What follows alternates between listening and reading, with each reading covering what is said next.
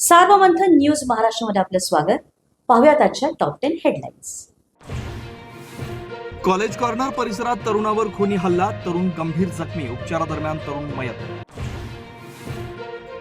कल्याण डोंबिवली महापालिकेत भाजपाच्या विजयाचा पंच, महापालिकेतील भाजपाचे 5 उमेदवार बिनविरोध.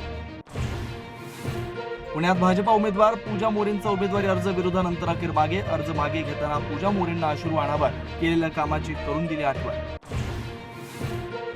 नाशिक भाजपात तिकीट वाटपावेळी अभूतपूर्व गोंधळ, 4 एबी फॉर्म सुधाकर बडगुजर यांच्याकडे कसे? सुनील केदार यांचा सवाल, तर पक्षाकडूनच एबी फॉर्म दिल्याचा बडगुजर यांचा दावा.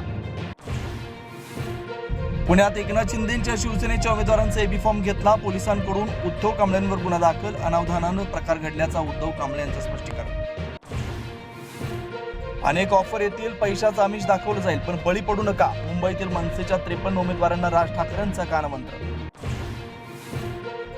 आगामी महापालिका निवडणुकीत ठाकरे बंधूंच्या 6 संयुक्त सभा होणार, मुंबईत 3 तर कल्याण डोंबिवली आणि मीरा भाईंदरमध्ये सभेचं आयोजन, खासदार संजय राऊतांची माहिती.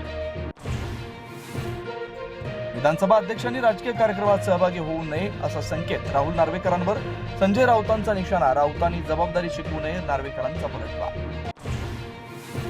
भाजपच्या माजी खासदार पूनम महाजन यांच्यावर नवी जबाबदारी, वसई विरार महापालिकेच्या मुख्य निवडणूक प्रमुखपदी नियुक्ती.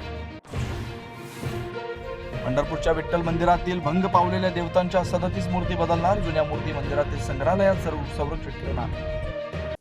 सार्वमंथन न्यूज महाराष्ट्राला लाईक करा, शेअर करा, सबस्क्राईब करा.